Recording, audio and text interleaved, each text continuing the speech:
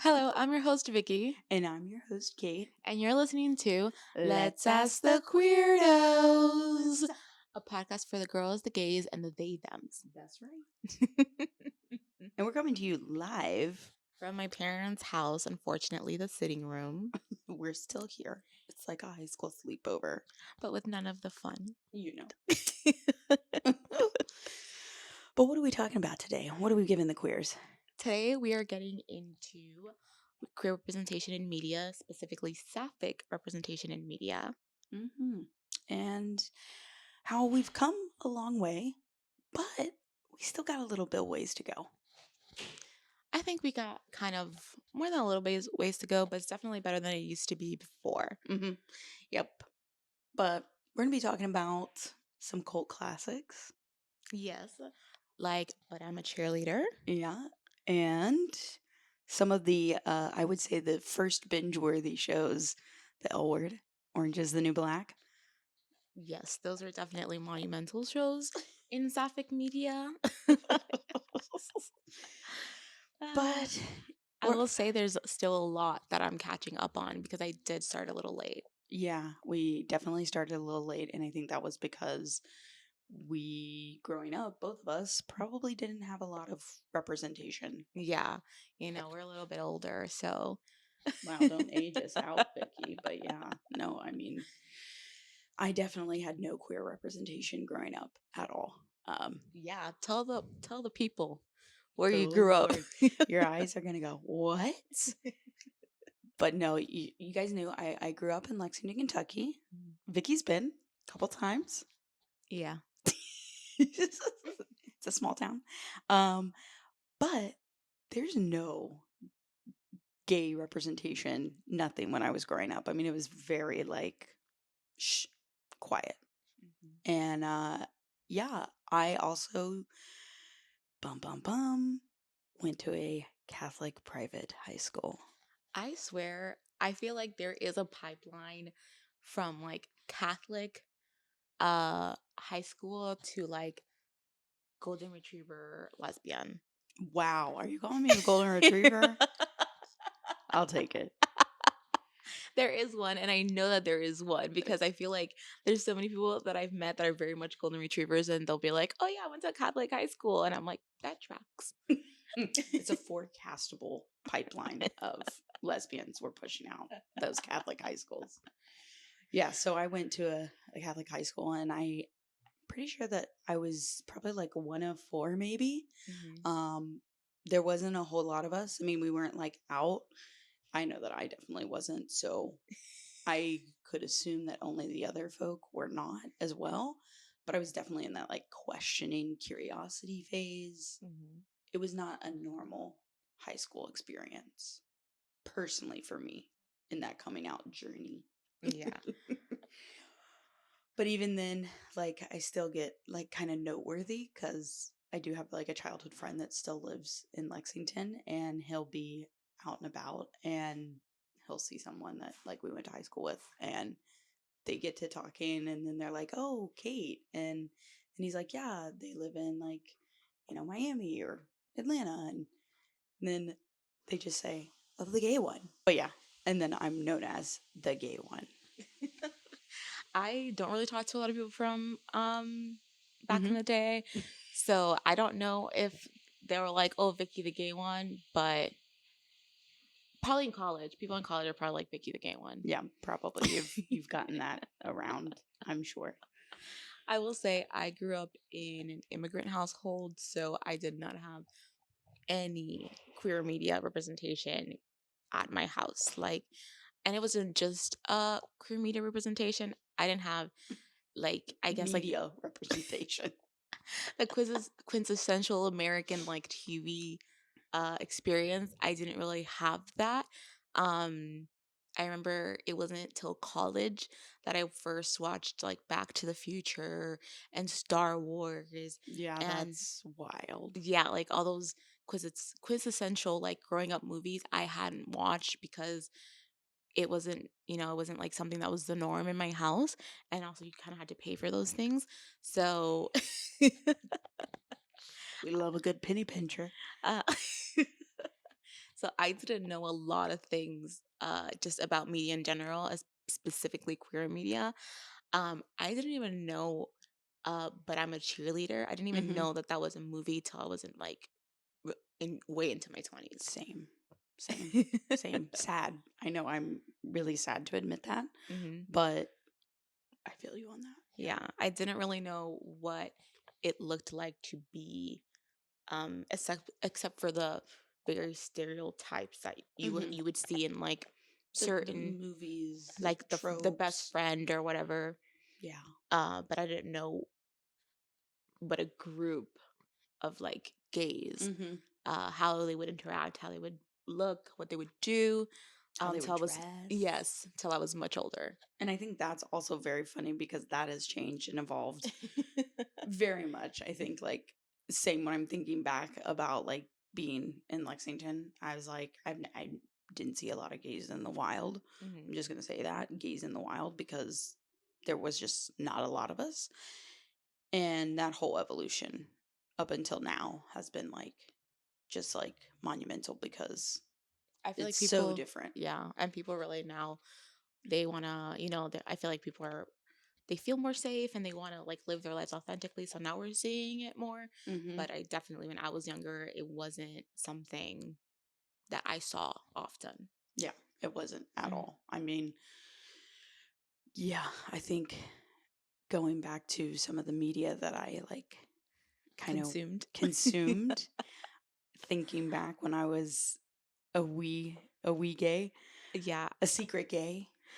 I would say that like my first interaction with like very gay media specifically, um, my first interaction with very in your face like queer media was Orange is the New Black. And Mind blown, right? I remember that show. that opened like my eyes, and it was I feel like Netflix's first like binge worthy series. It like blew it up. And I remember watching it at a friend's house, like the first couple episodes, because back then they used to drop all the episodes Hmm. in one night. Yeah, and I also think that season, those seasons were more than 10 episodes. I don't know. I don't know, but I feel like they were. I Hmm. feel like they were. And they would drop them all at once. So like it was like that frenzy of just like binge watching a show as soon as it dropped. And it was, I feel like it was such a monumental show. It had such a diverse cast. It was women. It was a cast that was diverse within the queer community. It was a cast that was racially diverse.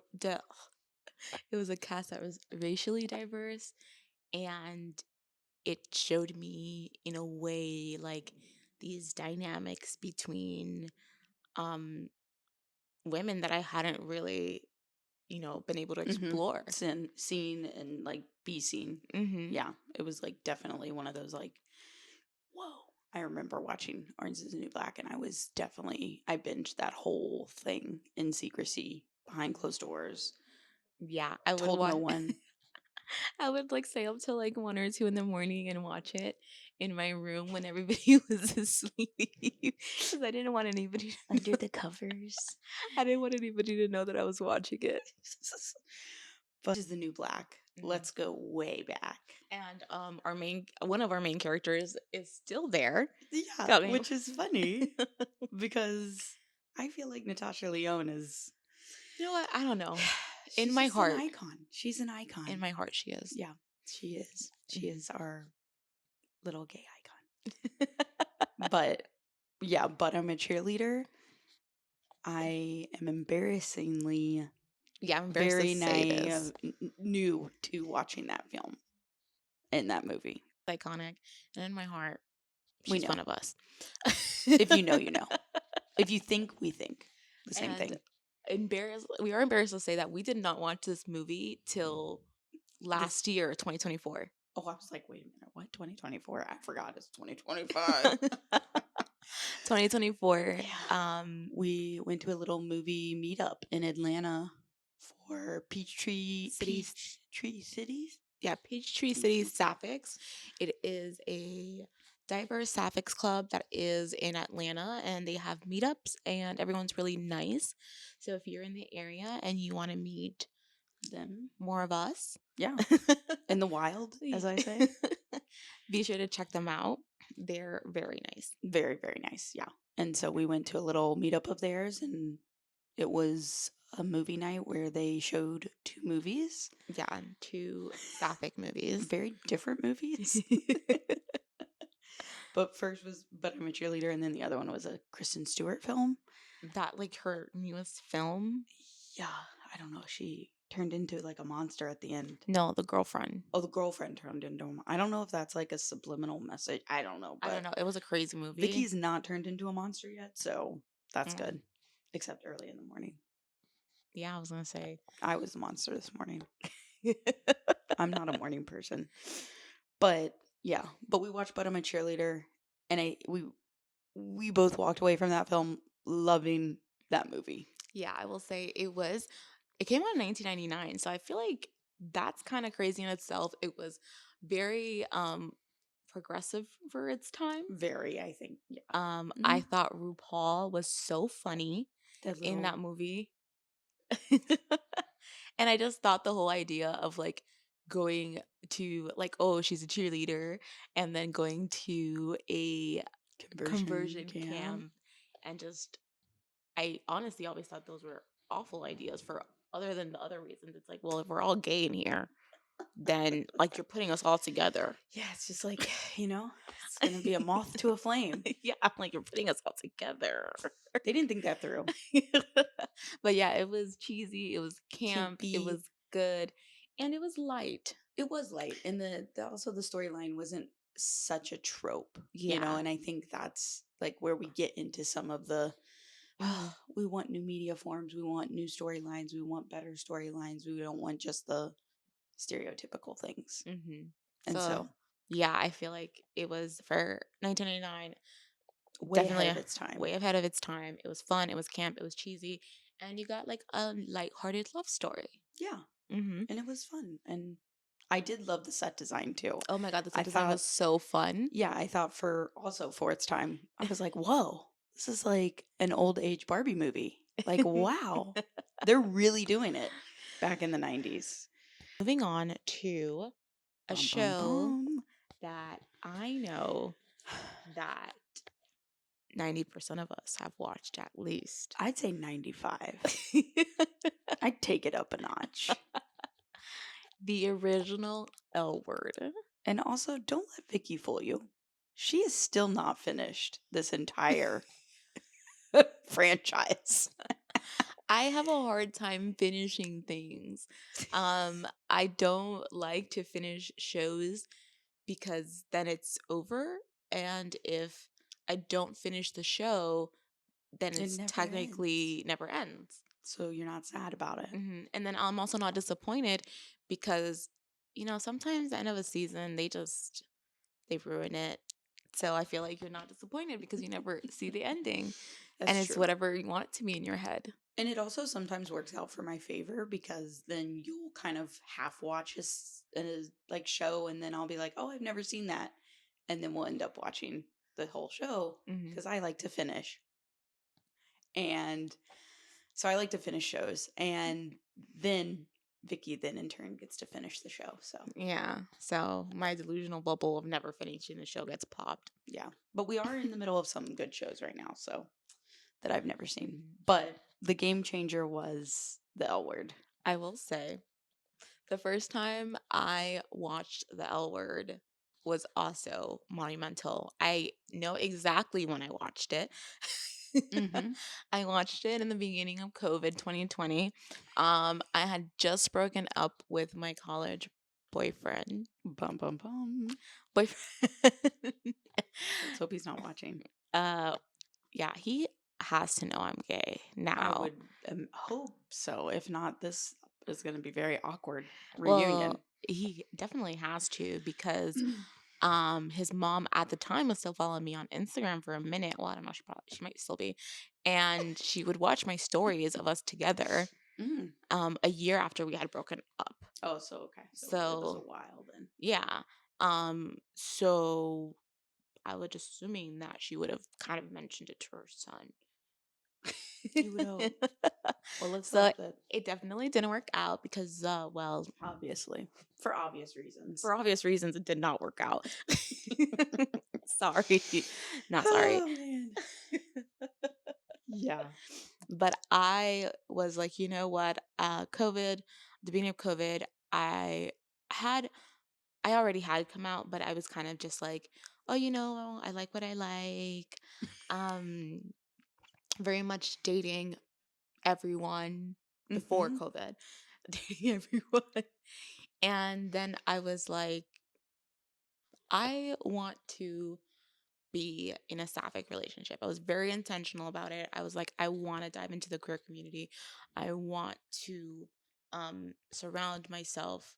You wanted to be consumed. I wanted to be consumed by like the queerness, and I wanted to surround myself with queer and gay people, and I wanted to really explore this because I feel like sometimes if you're not super intentional about it, because there is a lot of us, but there's not a lot of us. Mm-hmm. It gets And very small once you get yeah. So I feel like ingrained. sometimes if you're not super intentional about it, it could be really easy to just not meet Mm-hmm. anyone and like not enter these spaces, and then you're like, At 40 and 2 kids and married, and you're like, well, I never really explored that. whoa. Nothing wrong with that, but But I never explored yeah, that. So I was very intentional about it, and that's when I went to Atlanta Pride, and always a good time. It's in October though, hmm so if you're in yeah, Atlanta, go in October. I went to Atlanta Pride, the last one before COVID, and I don't know how the L word came up, but someone was like, "What? You haven't watched the L word?" And I was like, "You know what? I'm gonna watch it," and I binged most of it. And you didn't have to lock your door. And I didn't have to lock my door because I lived alone. And you didn't have to hide under the sheet. My experience with the L word was much different. This is one of my favorite stories. Because it like encapsulates, I think, like everything from my queer journey. So I watched the L word, and I don't even know how I got access to it because I definitely did not watch it on Netflix. I had rewatched it on Netflix when it Mhm, came out, binged that shit right up again. mhm, And the first time that I did watch it, I had already done it, and I had like was ingesting it, and I loved it. mhm. And I was like, oh, I'm definitely gay. This is happening. And I remember I went to work, and it had just kind of, after it had been on, I guess, HBO or Showtime. It was Showtime. Yeah, because I don't even know how we got Showtime. We didn't pay for extra things. So I have no idea how I found it, but I did. I was at work, and one of my friends was like, oh my God, the L word came on Netflix. I had known that, and I played dumb. You had like an alert on. I know. I was like, I know. Based off of my queue and my history of watching on Netflix. Mhm. Um, and they were like, I was like, the L word, what is that? The love word? What are you talking about? And they were like, no, it's about lesbians. And I was like, I don't know what you're talking about. Of course, I then re-binged it again. And then like maybe when you came to visit, we visited that friend back home. And I was like, you know what? I have to confess something to you. Totally lied to you about watching the L word. I had watched the whole thing through. And I was on my second time watching it when you'd asked me that. Guys, come out of the closet. This is what happens when you're in the closet. The internalized just homophobicness is just so funny. It's a real thing. Yeah. One of these days, we're gonna show you a picture of Kate back in the day. Oh, we should do that. That would be a fun segment. We could pull out some gems. Yeah. I mean, there were signs. There were signs, but yeah, it was. But yeah, I remember that I also too, I think there was different forms of media that I intook too, not just on TV. I also, in that period of time of ingesting the L word, I became totally obsessed with two professional soccer athletes. And I, just like Vicky, locked myself in my room under the sheets and consumed some fan fiction that I'd found online. Kate does not read. Just I letting you don't guys read. I hate to just read. letting you guys know that. And I found fan fiction, and I would read that a lot about these two people. That we will not name. We won't name. But let's be honest, going back to the L word, even though it was, this show that was on, a bit network, it was on Showtime Mm-hmm. and it showcased these women living professional lives, not like struggling in that sense. Yeah, Uh, and it was groundbreaking for its was. time, but it did lack Some stuff. a couple of things. It lacked diversity. Yeah. I will say watching it back, they would say crazy things. Yeah, because we rewatched it because I tried to get Vicky to finish the whole thing again, even though she knows what happens. They were saying some crazy stuff. Yeah, they were definitely saying some biphobic stuff, some transphobic stuff. Like they would question, like, I guess, like your gayness Mm-hmm. if there were certain things that you did that weren't like quote unquote The norm. like the lesbian norm. So even though it was groundbreaking, I do think that There were some misses. there was quite a few misses, but for the early 2000s, It was, again, a little bit ahead of its time. very ahead of its time. And they had a lot of scenes that I enjoyed. Mm-hmm. Yeah, me too. But I think it's safe to say that also you talk about Showtime as we go forward in the new kind of 21st century, you might add, that these shows need to be more accessible. Mm-hmm. Thinking back to watching the L Word, it was behind that paywall. Yeah. It was, you had to subscribe to that little extra subscription. Mm-hmm. And now that's normal, but back in the day, that was not a normal thing to do. And that was like not things that households would like think about. Mm-hmm. And like, so unless like you were actively looking for this and you could pay for it, you weren't gonna see it. mm-hmm. Yeah, which is why probably when I did see it, I was like, whoa. It's safe to say we've come a long way. I do think that the L Word Generation Q, Mm-hmm. they tried. They really tried hard. They tried. Yeah.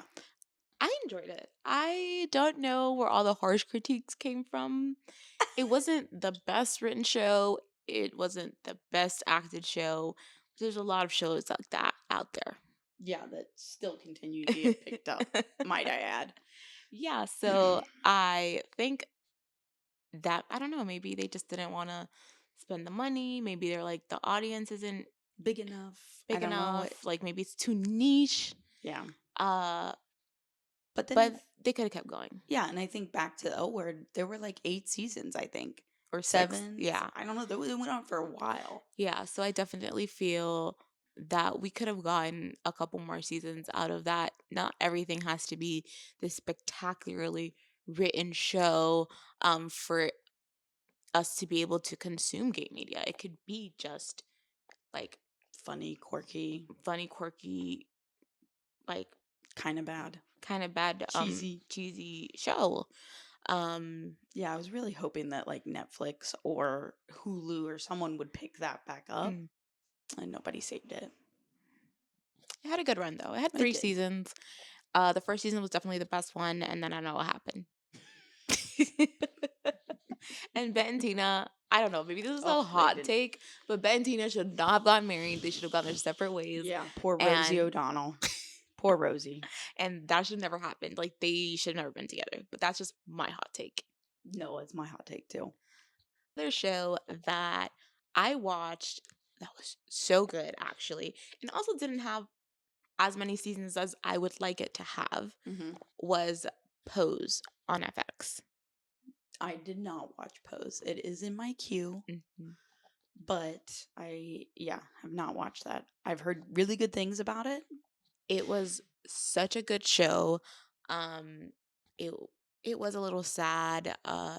1980s AIDS epidemic, um, things that were happening, and I think that it did a very good job at depicting um, a more marginalized community.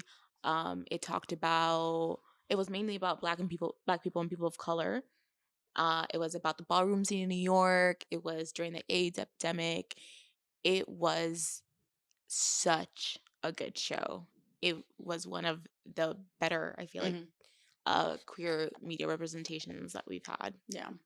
Really, really good shows. Really good scripted shows. Yes.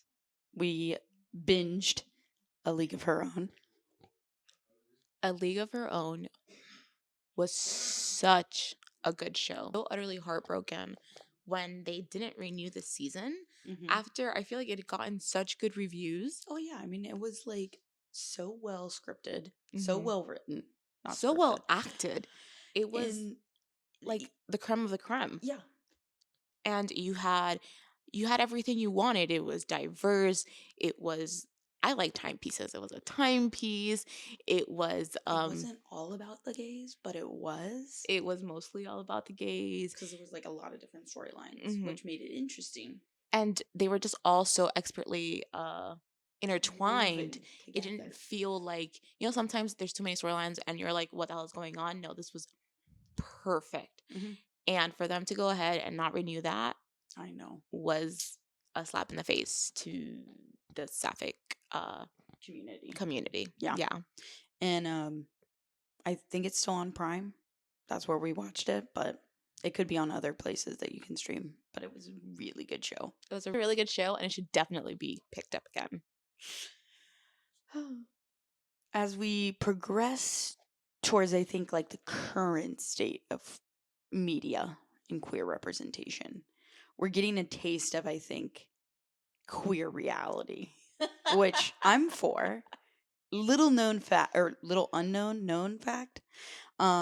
My dirty little secret or guilty pleasure is I love reality TV. I wasn't into reality TV like that. And then I met Kate. I converted her. Yeah, Kate converted me, and now we eat that shit up. We watch it all the time. Don't tell the people. Well, we specifically really only watch the Housewives franchises. We love them. We are. We're currently rewatching Beverly Hills from the beginning. I told you it was crazy. Yeah, You didn't believe me. nothing beats New York. The early seasons of New York, like up to season like 7, 8, Unhinged. are unhinged. Unhinged. I was obsessed with Dorinda. Clip. Giovanni. If you know, you know. Oh yeah, you should put an easy pass on that vagina. Maybe you can't say vagina. We'll bleep it out. Yes. Those times were crazy. That was crazy. I'm like just thinking about all the things that we watched in the early seasons of New York, and it's just And the whole reason that we got started, I think, on New York was we watched the reboot. We heard that a lesbian was going to be on it. Jenna fucking Lyons. And if you don't know who Jenna fucking Lyons is, go look it up. Because she's a boss. And yeah, that's why we started New York. And we heard all we're hearing some of the backlash, people talking about how it's not the same. Why'd they do this? All that stuff. And I think personally, I like the contrast between the two franchise shows of it, because the first one totally unhinged, but there wasn't a lot of representation of New York. Having a full white cast on to represent New York City was kind of crazy. So I think the reboot needed to happen, but I do understand where that sentiment comes from. because those women were unhinged and they made great TV. C'est la vie. C'est la vie. What was the other one? What? Money can't buy a class. Luann Lesseps. Woo, the Duchess. Okay, if you haven't seen The Real House of New York from the beginning, not that I'm like plugging Bravo, but you need to go You need to see watch it that. because it's a gem. It's It a is gem, along with Vanderpump. Oh, right. If you don't like reality TV show, then this is not for you. This segment is not for you. But if you like reality TV show, Vanderpump is not like really, it's not gay, but Oh my God. You talk about some 2000s TV 2000s TV drama. and these people that had 2 nickels to rub together working at a bar all together. Yeah. Messy. But then, yeah, it's going back to Real Housewives Of Real New Housewives York. of New York and going back to queer representation in reality TV. Another one that we watched, another reboot we watched was Miami. Real Housewives of Miami, specifically because they were having a lesbian housewife. Yeah, and it was the first ever out lesbian housewife that they've had. Mm-hmm. Well, I think she's Pans. Okay, she's in the alphabet gang. Okay? Yeah. And she's married to Martina, the Tennis superstar. the tennis superstar. So when they rebooted it and they had Julia on there, and it was a housewife who had a partner who, Was on the show. I was like, I have to watch this. Yes, and it was great. We loved it. Yeah, it was actually really nice. It was nice to see their dynamic, and it was nice to see these relationships that aren't like stereotypes, and seeing these successful women have Very successful woman. have adult relationships. Mm-hmm. And then Real Housewives of New York, the second season, They brought on another gay, and her name is Raquel, and I'm obsessed with her. So Raquel, if you're watching this, Vicky's taking applications for our third. No, I will be Your your third, because your partner is also hot. But yeah, now there's 2 lesbians on Real Housewives of New York, which is great. And yeah, and I definitely feel like they needed that, because I feel like Jenna needed somebody else to like be able to, what's the word? Connect with? Not like connect with, but like have that same common knowledge of gay. because I think when it was just Jenna and the other women, sometimes like I don't think, especially when like you've submerged yourself in a queer world, sometimes these like heteronormative nuances like fly past your head. You don't really get them. So I think it's refreshing to see Raquel and Jenna Bounce off each other in these group settings with the other women. Yeah, and it's quite funny because Jenna Lyons definitely threw down in the first season because Jenna doesn't dress like a normal housewife. Yes, Jenna dresses for the female gaze. And that was called out. And that was, someone kind of said something about it, and she kind of in a few words said, I don't dress for the male gaze, and that shut them right up. Bam. Rainbows, mic drop. But other queer reality TV shows that are not as sophisticated. No, I was going back into like the non-scripted reality shows of where we're at today. The Queer Ultimatum comes to mind. That had the internet in a frenzy. It did. It was the best season of The Ultimatum.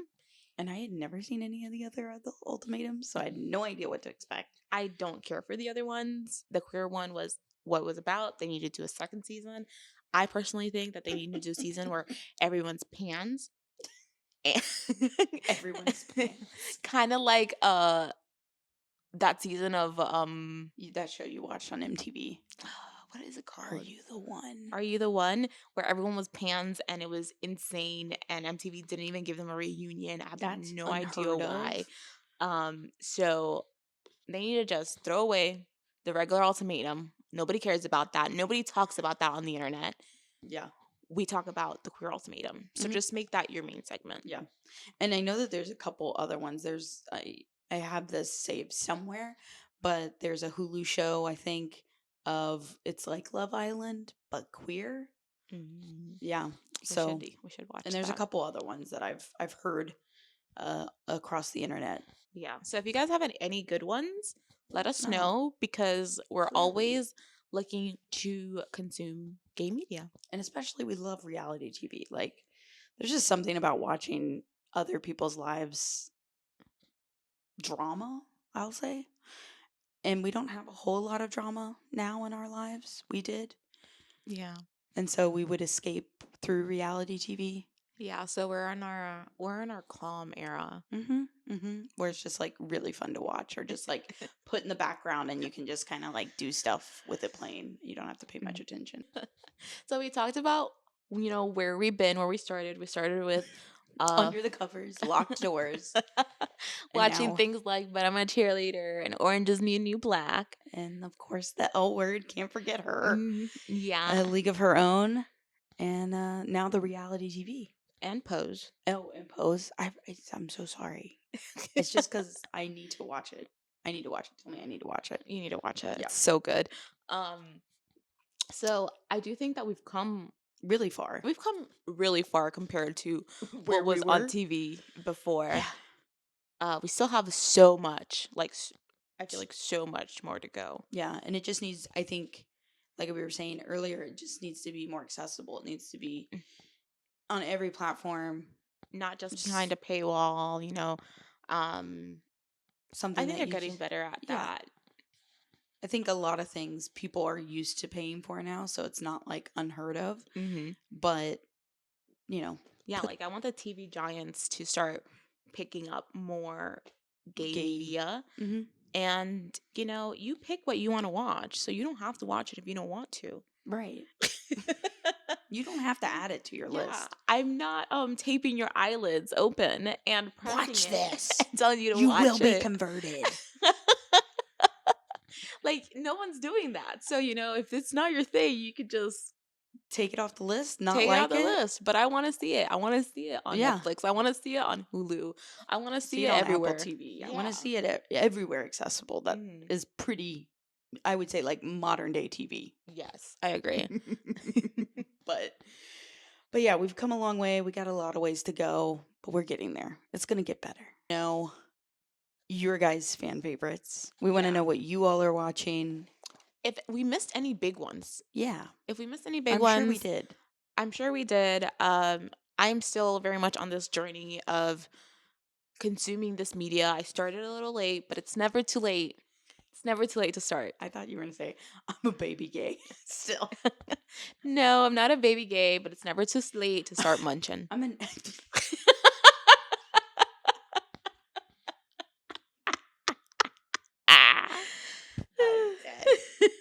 I can't come back from that. But yeah, we want to know what you're watching. Obviously, we want any recommendations because we will eat that shit up. Yeah.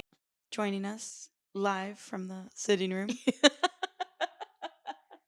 Yeah, we hope that, we walked you guys down memory lane. Giving a little peek into our coming out journeys a little bit. And definitely took you back in time. Gave you some nostalgia. So all the feel goods. Mm-hmm. We'll be here every Tuesday. So join us for Taco Tuesday. And you're watching Let's Ask the Queerdos.